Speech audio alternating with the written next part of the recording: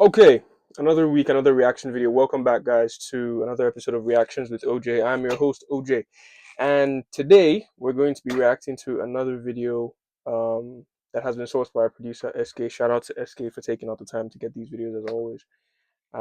This is going to be a very different episode, much longer. The video SK found is a YouTube video that's been uploaded to the YouTube channel Cruise, um, tagged "Do all Gen Zs think the same?" So I'm just going to be, as always, going through the motions with you guys, interjecting when I feel I have something to contribute, and yeah, we're just gonna experience this together. Before we get stuck in, please take the time to subscribe to the channel. It's very important for the growth of the channel. We're trying to reach 1,000 subscribers, before the end of June, and so that's our target. That's what we're working towards, and that would be really great if you could just share the video and drop a comment if you find something in here that resonates with you. But that being said, let's get stuck in. One would think it's Gen Z that brought up the idea of gender and sexuality. That's not true. Trans people have always existed. I said in Africa, that was where they found the first trans person. I just think Gen Z are more open-minded. It's not valid. So what kind of history? Wait, trans people have always existed, as in how? What does he mean by, like? First, who is this guy? No, what are these people? I think the first question we need to answer is, where did they gather these people from? I don't even know how they find these people that come and debate on these topics. But about trans people always existing, is he referring to the idea of people always feeling like out of place within their bodies? I think that's what he's alluding to. I don't want to believe that he's talking about gender, um, sex altering surgeries. But I understand why people would say Gen Z are like doing so much with the entire thing. I just agree. I understand some certain parts of sexuality. I understand gays, lesbians. Like, I actually get it. But when it comes to transgender, non-gender conforming, this one, like, there are some people that like their gender is to change every day. I'm a male, I'm a female tomorrow. Then sometimes I'm in between. Then they'll be like, a lesbian is a non-male. I'm like, what are you saying? What exactly are you saying? Like, if you actually want to understand the proper Gen Z's form of sexuality, it's going to take you a year. And when you now understand it finish, next year, there's a whole different gender that you have added to the equation. So I'm like, okay, this is madness and it's too much for me. So I so strongly agree. I am Yoruba. I delve into Yoruba culture a lot. And if there is one thing I have learned, it is that the Yoruba language and culture in itself is very gender neutral. Yes. You know, in English, I can say she is coming. Ombo, wombo. The fact that we even think that we should have an opinion on, gender preference of someone else is in itself a problem. What? So he's taking one facet of Yoruba culture and using it to represent the beliefs of the general acceptable mores of the people. Now, you can draw a more conclusive, come to a more valid conclusion by just looking at the actions of the people. You cannot say that communication, language, which is used to structure the way people express themselves, is indicative of what people believe. Actions speak louder than words. At least to some extent, it cannot be fully indicative of what people believe when actions exist as well. So I think the proper way of examining what the Yoruba culture actually states is how the Yoruba people actually relate with regards to the idea of having transgender people and people who are homosexuals within their culture. If they're accepting of it on a cultural level, then sure, you understand. But don't use the language. Don't use the fact that there are pronouns within the culture that are not masculine assigned or feminine assigned to define the general acceptable mores of the people, because it doesn't really translate. There are a lot of languages, and you see this when you actually go and study. For individuals who are polyglots, there are lots of languages, um, and you'll notice that they're extremely fluid. They don't really put credence on what is masculine and what is feminine, but there is a general understanding of what is trying to be expressed, and that is what language is for. You cannot really use it as a single focal point for trying to determine an individual's beliefs, you have to also take that in tandem with their action. So yeah, I think his argument is flawed and it's built on the wrong precedent. There's this view on gender and sexuality is getting out of control. We are doing too much. Some people identify as helicopters now, and we can't tell them they cannot. That's my issue. Who identifies as helicopter? Please, online they do identify as helicopter. Some people identify as chimpanzees. Some identify as wolves. I will not say I'm against some types of sexuality, but when it's too rampant and all over the place, it's just chaos. Come on, I would prefer we keep it structured. Before it just used to be LG. Then it became LGBT. It has never been LGBTQ. You would know. Please, you're just adding more letters. It has never been LG. You're adding too much letters. It has never been LG. I'm confused. My name is King Dominator. I am a creative director and I'm 24 years old. At Gen Z, the quote-unquote group of people who are pushing this forward, they don't really have like a full stop or a line. And honestly, it's actually getting really, really crazy. I'm seeing people identifying as chickens and wolves and whatnot. And we can't tell them no because we're going to be close-minded or not woke. Honestly, I'm so confused at this point. I don't know who even gets to draw the line.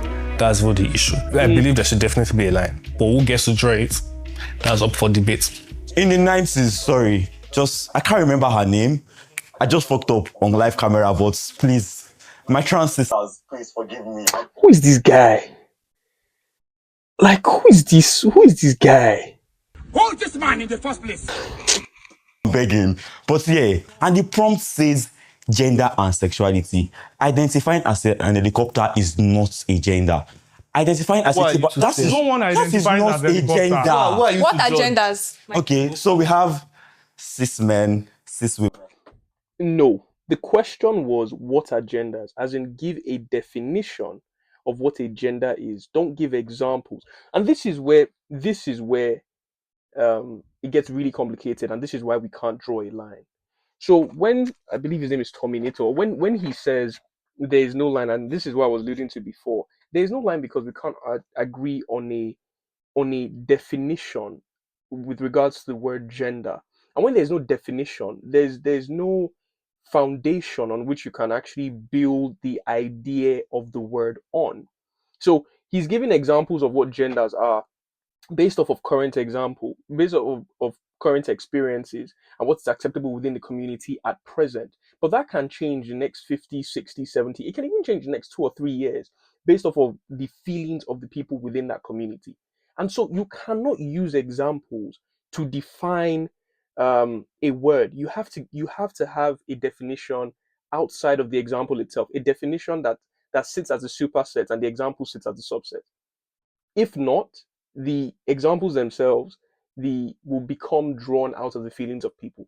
So what happens in 3 years if someone comes and says, they feel like a pedophile, and that should be an accepted gender, because those conversations are going around now that pedophilia should be added to the LGBTQ community, and there are numerous articles on this.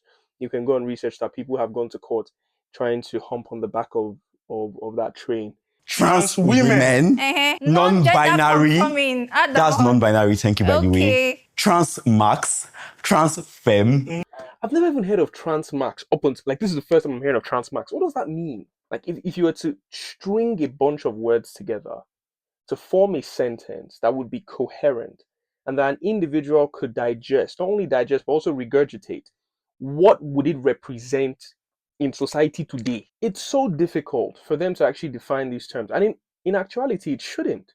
I think the only terms we actually do have a solid understanding of, at least within modern English, is trans, and the idea to transition. A man that feels like there should be a woman that feels like she should be a man, or he should be whatever. But you get the idea. Trying to class biological men and biological women as cis, like giving them a pronoun as well. I don't know if that counts as a pronoun, but an attachment to the actual word in order to be able to serve as an indicator that they're more accepting of these people that are coming into the community, try and serve as a distinction when really they are men and women. So in order to be able to say there are different types of men and women, you have to add something to people who are biologically men and women. It's kind of weird to me. The idea is really weird to me. So if I identify as a trans werewolf, what are you going to say about that? Nah, You tell me I'm not a werewolf. So now, the fact that you had to make that point, that is just you now being queerphobic. How is that queerphobic? Because you are downplaying it. I'm not some people genuinely believe they are werewolves. That's the point, because they are downplaying it. Have you heard of neopronouns? Have you heard of neopronouns? Yes. They actually believe they are wolves. No, that's not the So meaning. why That's not the meaning of neopronouns. Okay, I'll stick now, but I don't know the meaning of neopronouns, but I do know the meaning of phobia and trans.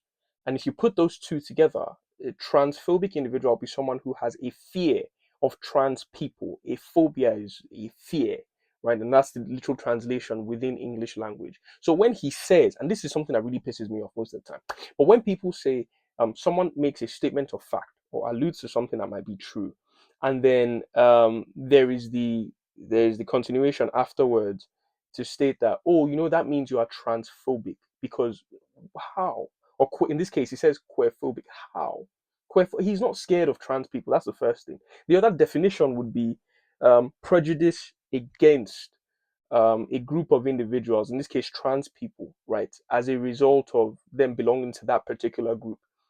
How is he being prejudiced to them? In this case, there is no state of relation with the trans community to depict prejudice. All he's saying is, where do we draw the line? And that is a factual question. You must risk being offensive in pursuit of the truth. This is something I say all the time. You are literally doing exactly what and I'm telling you now. I identify as a wolf.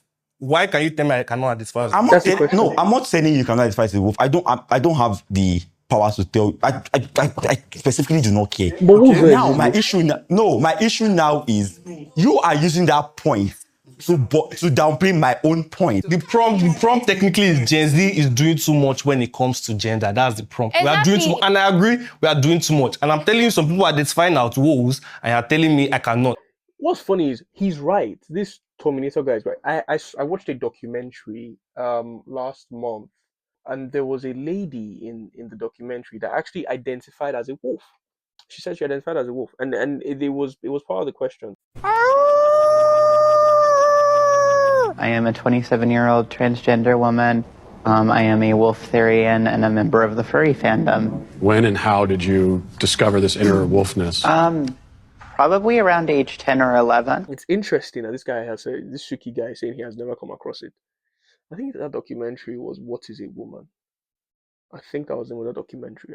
I'll confirm. But this is crazy. I somewhat disagree. Not all of us have claimed the identity, right? So meaning there are still some people that have not gone extreme with it. It's not mandatory. And yes, it's not mandatory. So that's why I somewhat disagree. No. I agree that I think we are doing too much. For example, abroad, right, there are cases where children feel confused, right, at an early age. At an early age, I was a tomboy. I'm not saying that necessarily means that, all of a sudden I would identify as something else. I think there's definitely a lot to this. And it's not minimizing anyone's experience at all, because I think as a whole, we can disagree, but at the same time, some people might go through a tough time in this topic. My question is, where do we draw the line? Draw which line? Why are you drawing line?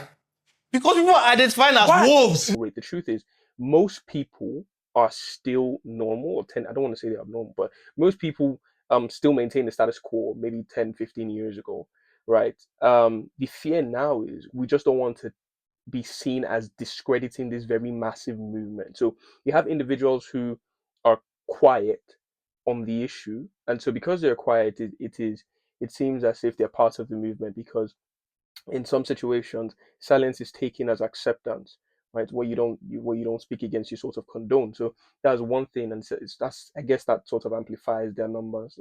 And then there are the others who speak against it, but most people are in the middle, not saying anything.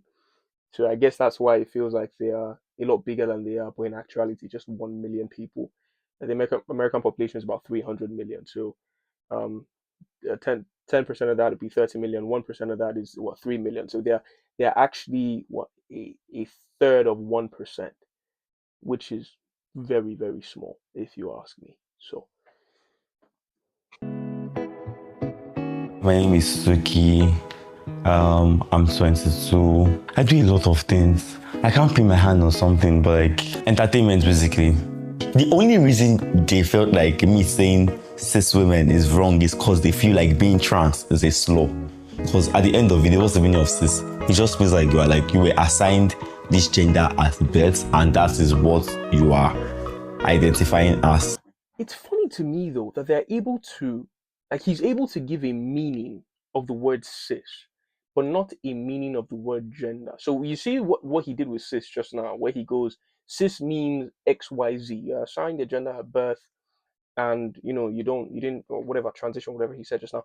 But for gender, he gives examples. Alluding to my point earlier, it's like you have to have a foundational definition. If you don't have a foundational definition, if your definitions are predicated on examples, and those examples are subject to change with time. You're harming people by getting children to cut off their genitals at a very young age. Exactly. Is that not harm? And also making me memorize your Just a question. Just a question. That could be argued. Just a question. Who is cutting off their genitals? In the abroad, they are. Do you know how much gender reassessment surgery costs? Some people are cutting off their genitals. I just say it at the end of the day that this whole conversation of gender and sexuality is as old as man. And the problem we have in this present generation is that we feel that we should judge and we should have a thought on every process. Live and let live. These people are not harming you. If we exert the level of energy we exert on queer people, on Nigerian politicians, Nigeria would be better. We're having the wrong conversation. There are too many issues with this argument. One, is the assumption that live and let live is going to be valid for a group of people who have actively tried to indoctrinate your children in schools through legislation, through having laws passed in place. Obviously, it's still saying, well, laws passed in place that affirms the position of a child by neglecting the ideas of the parent. I'm sorry. They're coming for you. They're actively coming for you. The second argument is the idea that we should focus on Nigerian politicians. Like, Nigerian politicians are the only issue we have in the country. I know I digress, but the problem with Nigeria, I've said this multiple times, is Nigerians. Nigerian politicians are a product of the society, right? And so, for me, I think his entire idea is it's extremely isolatory. It looks to look at one problem rather than and say that is the root cause, as opposed to looking at the connection with the system. Live and let live. An allusion to, as long as you leave them alone, they won't bother you, but they are trying to indoctrinate my children. Let's deal with Nigerian politicians as if they are the problem, when the actual issue is the common Nigerian rhetoric, right? Which is it's the truth. It's hard to explain, but when you actually realize that most people within Nigeria don't like the government because they're not in that position of power, then you see that the problem is not the politicians. The problem is the people. Remove the politicians, replace them with another set. People will do the same thing. And the reason people don't like the Nigerian politicians is because they're not benefiting. But no one really wants to stop the corruption. So, as I said, I digress. God bless you for me. So when you say that live and let live, like, I'm going to let you be, but also let me be too, because you want your rights. You're trying to encroach mine. You're trying to like make me refer you as a certain thing that I don't really understand. If I am a queer person, and also, like, you come to me today. No, how did I not let you leave? Yusuf, you come to me today. You tell me that I'm a man, and from now on I'm a female, and from now on my pronoun is she. Then you come to me tomorrow and you say that sometimes I'm a female, sometimes I'm a male, and then my pronoun is they. Then you come to me and be like, no, them, and then you come to me again. Then she, her, he, them, and I'm supposed to memorize all this because I'm what? You're the only one I have in my life. Are you exaggerating, or there's actually a case study to this? You people are so fluid. Like, who today, came for you and said that he is he today and tomorrow she? Come to me now, because I'm really like, they did not come to you. Internet. You're on the internet. Thank you. The internet is a public space. You realize that. You can have your opinions about your life, and you think I should not have my own opinions too. Princess Vivek. So my name is Obona Princess Adane. I'm a businesswoman, creative director at Classy Shades. I'm 25 years. I hail from Abia State, but I've lived in Lagos all my life. I would say I used to be homophobic when I was small. based on religion, but like when I read a book and like main character was like a lesbian, I got to really understand where she's coming from. So I think I understand gays and lesbians. I don't think they were born that way. I actually feel things will influence you. As for the transgenders, I believe they're confused. I'm sorry, I just have to pause here because remember when I was saying live and let live is a myth? That they're trying to indoctrinate you and your children. You see that? Oh, I was homophobic as a child and I read a book and now I understand them. That is the idea.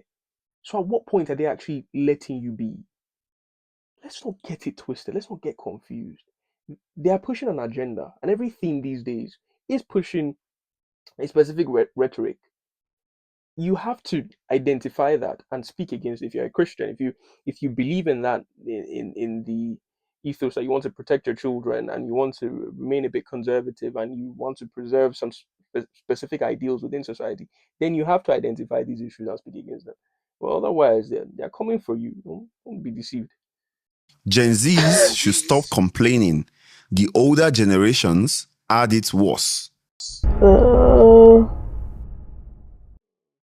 Since I'm the one on agree, let me put myself out there. Gen Z go. No. So here's the thing. I'm just one step away. Someone doesn't agree with you, all of a sudden they hate your sect. It's the problem, man.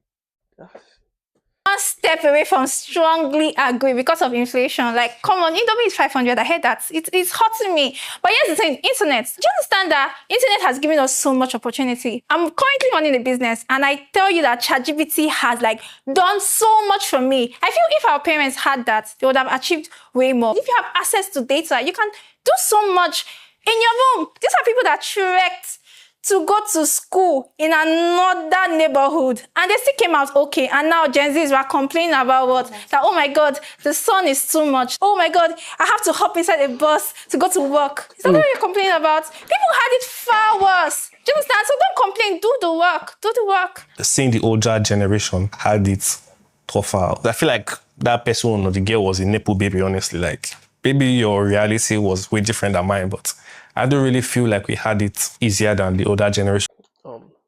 I agree with Terminator here that because how are you going to balance the challenges between two different generations? It's pretty difficult to do that, especially given the fact that when you take into context that there are differences between technology, and because there are differences within technology, that poses different challenges. I think Princess is undermining the challenges of our generation by stating that the generation before us had it harder, and so we should just suck it up. Not having social media means you don't have to deal with all the crap that comes with social media. So you don't have the external pressures. I actually think within our generation we're under more pressure, as opposed to our parents. Even economically, there's an economic disparity.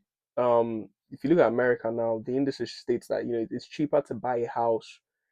It's more expensive to buy a house now than it was in the 50s or 60s. I don't think the older generation had it worse. I don't think you can measure that, but I do think we should continue complaining and trying to resolve our issues. Ever see the government provide them water in their house when they were young? Nobody. Did anybody ever see Naira less than 10 Naira to $1? No. Nobody. Did anybody ever go to nursery school or primary school for free? The rules were very fresh in their era. Every amenity was provided for them. They had it very easy. And it was a generation that just started the corruption. We have it way worse. So I somewhat agree because I feel like both sides felt the pain and enjoyed that. Again, Terminator has history on its head there. I don't know what he's referring to, but again, it's probably our parents' generation or our grandparents that experienced the Civil War, 1967 to 1970. So when you say things were very easy, that is not so. That's not accurate at all. It was also our parents' generation that would have probably experienced the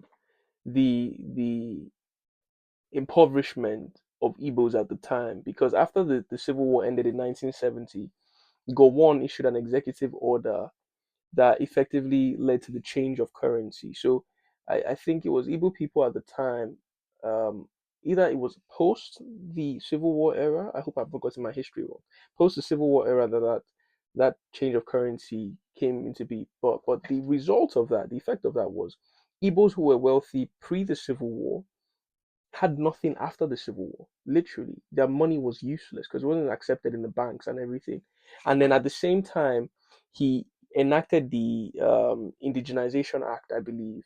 So Igbos could no longer buy into. So what the Indigenization Act was it was a piece of legislation that stated that Igbos could buy, no, Nigerians, indigenous Nigerians could buy into foreign companies that were on the ground. And if a foreign company wanted to come in, they had to liaise with the locals to be able to plant a company within Nigeria. So it was a key to kickstart the economy after a long civil war, prolonged battle of 3 years. The problem was the Igbos at this time did not have the money because of this transition, right? This change of currency. So not only did he impoverish them, he kept them impoverished. And so it's a miracle today that the wealthy people in Nigeria are actually Igbos. Just it is you know we have to laud their ability to overcome that immense difficulty during the Civil War and post the Civil War era.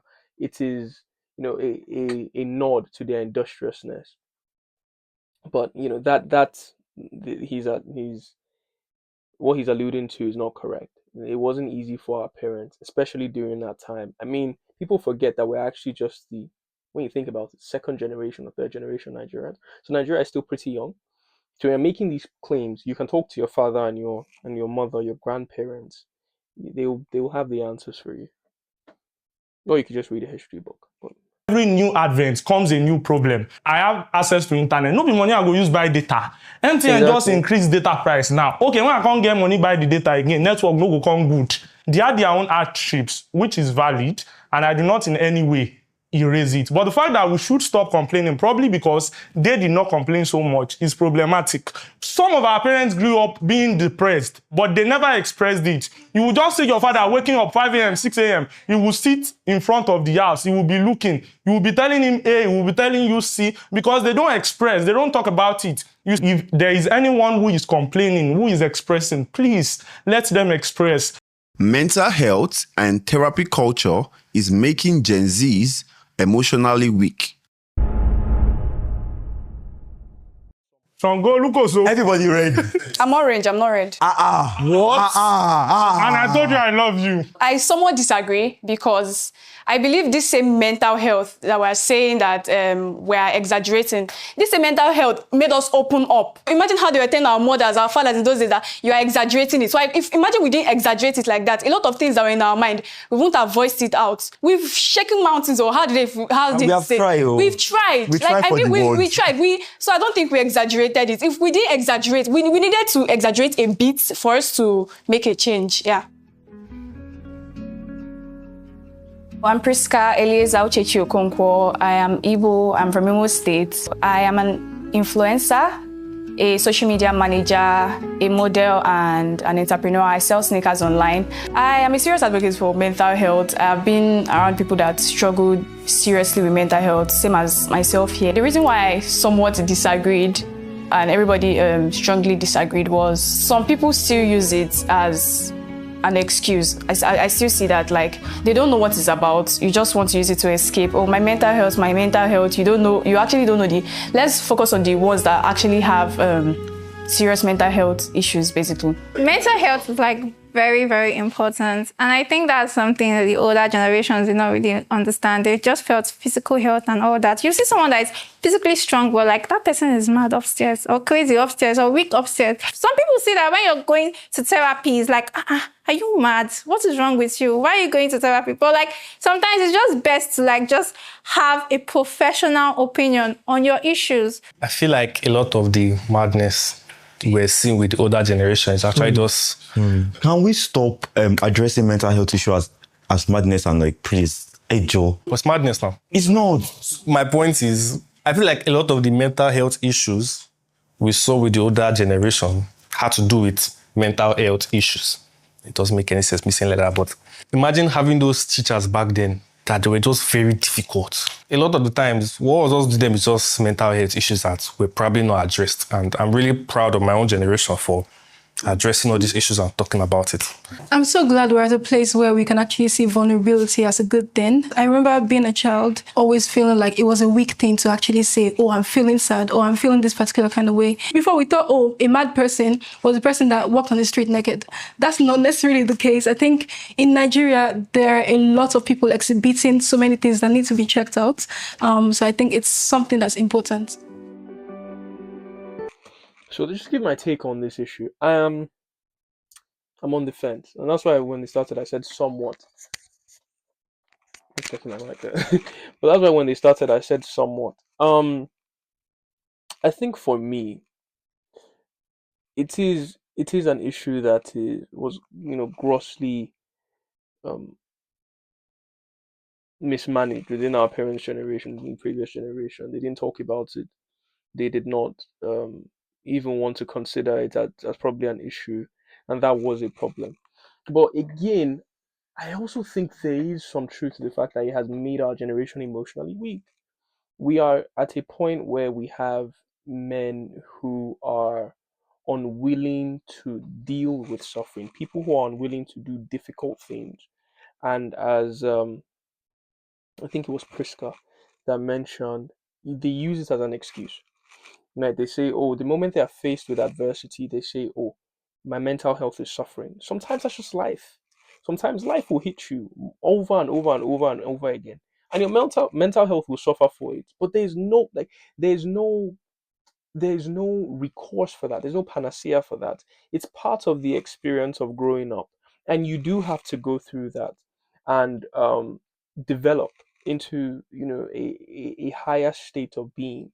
The idea that every form of adversity is seen as terrible and evil is something that is really tossed around within our generation, and I think it's something that's very, very dangerous, because people then avoid doing hard things, as opposed to the notion that hard things actually do build you up. And that's the difference within our parents' generation, previous generations.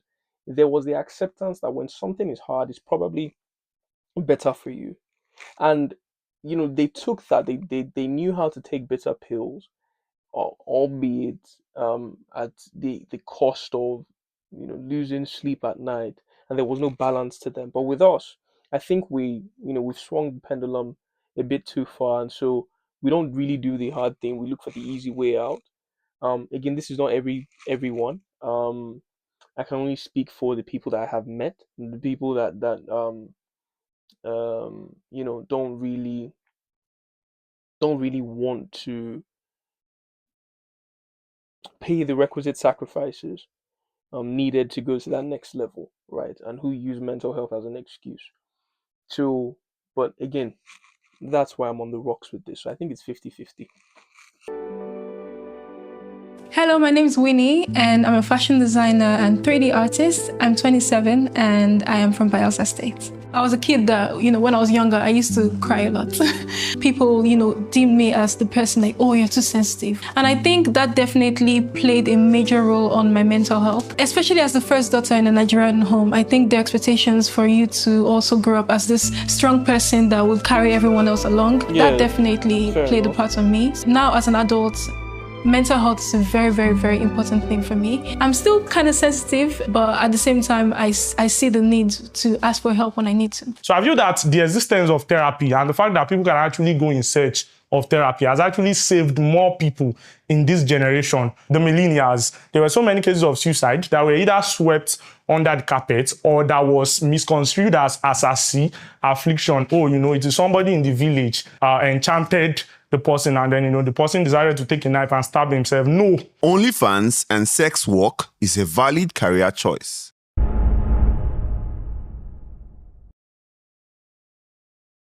I somewhat agree in the sense that prostitution has always been existing since. It's the oldest profession, in fact. Giving it a platform and controlling it to a degree would actually help whoever is involved in the activity or service. While I believe it's not a respectable service because it's kind of like a low skill, anybody can have sex, I still believe being forward about it and putting it in a controlled environment makes it safer for anyone involved.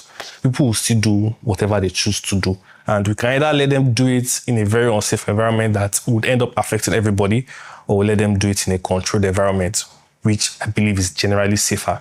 Like we've seen scenarios in which men are pimping women, sex slaves, all this stuff. It can be really, really dangerous. I chose to somewhat agree. Like I'm taking out my emotions, my feelings about it, my religion, just logic.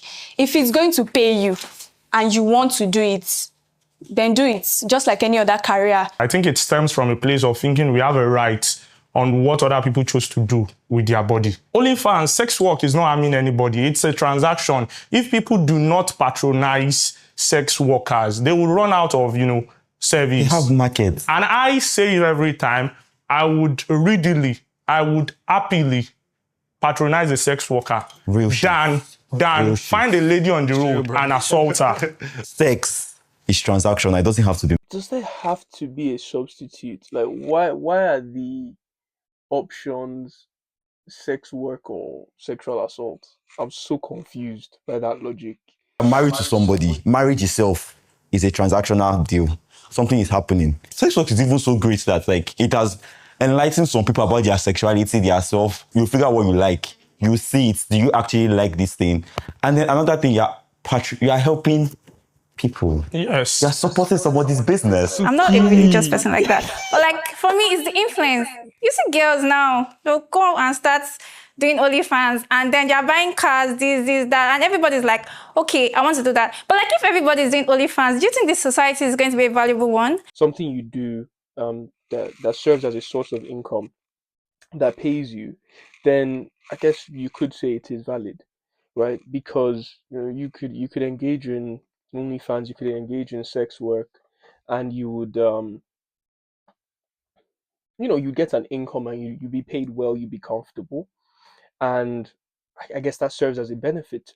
But then if you are now trying to extrapolate or a deeper meaning from the idea of valid, as in what makes the career itself valid, and I think they touched on this when they were trying to answer the question, albeit from two different angles, and I do think those angles bear into the answer. It's the idea of social utility and what type of social utility, and that gives credence to whether it is valid or not to the society. So the first angle would be, does it serve you economically? And it does. And if that is the only thing you're looking at, then 100% sure, then it is a valid career choice. But if you're now looking on a more broad spectrum, where there's the factor of, economic improvement, but there's also social utility there, then it gets a bit more dicey. And then I think when you're examining social utility, you would have to look at the influence on the environment and on yourself. So Princess made a good point of saying, the effects of OnlyFans, of sex work is terrible on the society. The influence it has on the younger generation, normalizing sex with multiple partners, as if to say it is okay. And I think on a deeper level, and this is something that I think Winnie is pointing to now, on a deeper level, we all agree that sex is something that should be sacred. We all agree that sex is something that should be intimate because we know that there are benefits attributed when you engage in that with the right person, also from a Christian standpoint. So I strongly agree because OnlyFans were created basically to help mostly celebrities connect with their fans on a personal level. Exactly. Fast forward to lockdown, sex work became a thing. I love sex work.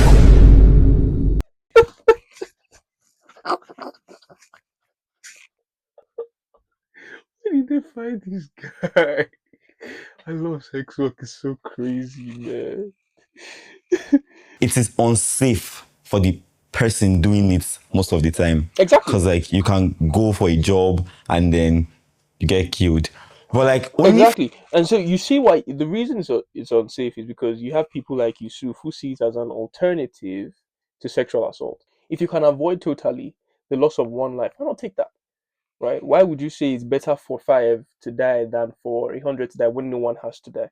So, yeah, I think it's utility, it's validity is purely economic. And if that's what you're looking at, then sure. But other than that, no, it's dangerous. It's a very dangerous game. Let's use Maya Khalifa as an example. Most of the porn she was in, allegedly, it was not consensual. But like she was in it. She doesn't even have up to like 20 videos. And like now that she's doing jewelry and like all of that, and then she has like an established business, people are still saying, oh, you are a porn actress, you are a this. Why do we need to see sex as a dirty work? Respect for elders should be earned, not given based on age.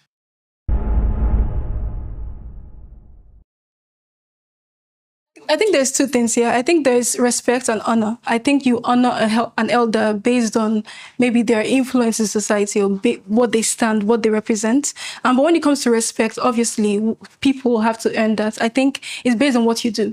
I think there are a lot of politicians who, I'm not going to mention names, who automatically think that because they're an elder, I'm not doing that. I think not just politicians, a lot of people who think just because they're elders, they need all the respect. Elders sometimes don't necessarily know what's up for this generation. I think it's basic human decency to respect anyone you encounter, whether a young person, whether an old person, as long as it's a human. Honor that person, give that person that initial respect. You can meet a 80-year-old man on the road and ask him for a word of advice, and then at the end of the day, he end up saying something stupid because he grew up being stupid. If an older man is a pedophile, call him a pedophile, put it to his face. So my issue with the elders is just that they place themselves here and place us here when it comes to respect. It's a one-sided journey. That's just my only issue. Honor the older generation, but like, yeah, that's about it. Nothing really. Just honor them and take it back when you. Don't take it back in the sense of, you don't have to be like extremely disrespectful. Just make peace with all men if you can. Do you understand? That's just how I try and live my life. I'm not trying to fight anybody. So if they, choose to take offense at certain things, it costs me nothing to apologize and just not interact with them again.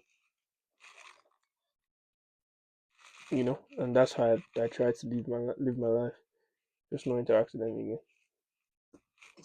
Gen Zs may not be able to lead tomorrow.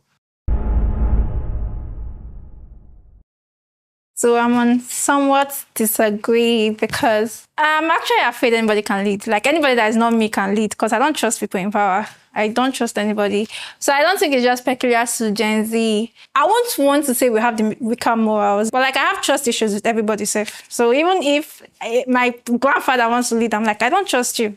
That's it. Or why I feel we may not be able to lead like that is because I believe we don't really have it in us to do some terrible things these older generations did to lead. Truly. What do you mean by terrible?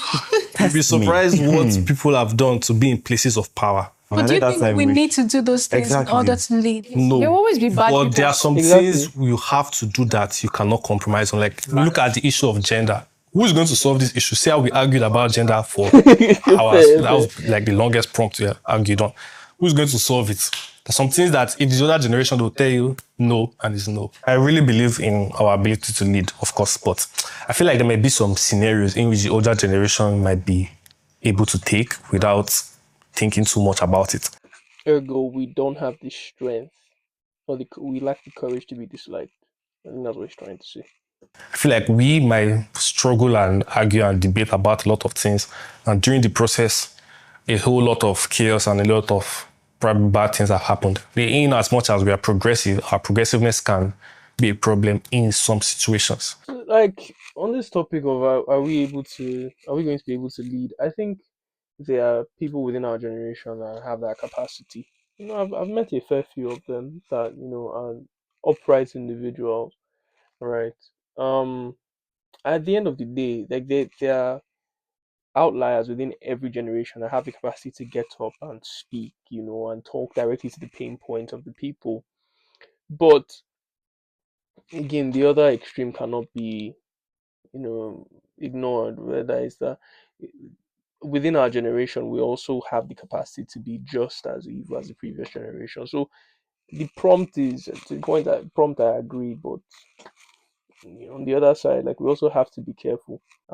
We've had leaders in this country from previous generations, but and people have galvanized behind movements before, but that hasn't.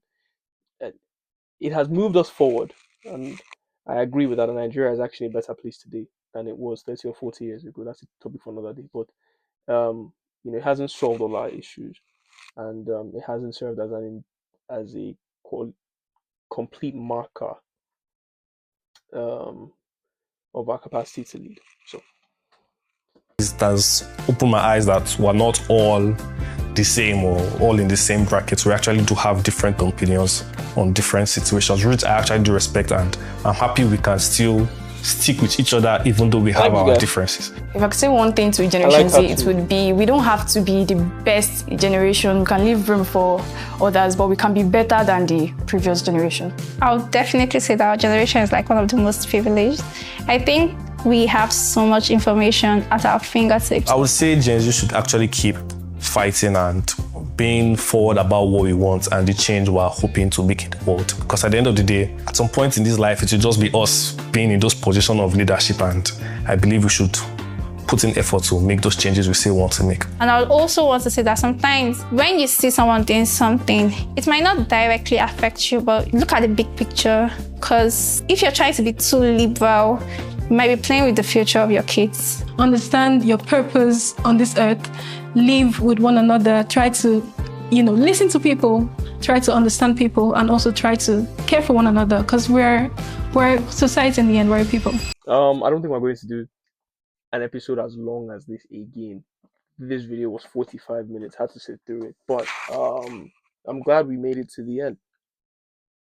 Thank you so much for sticking around. If you watched this to the end, shared my thoughts. If you enjoyed this, please like the video, share, subscribe, leave a comment down in the comment section. I'd love to hear your thoughts on some of these issues, and yeah, I'll see you guys soon. Thank you. Bye.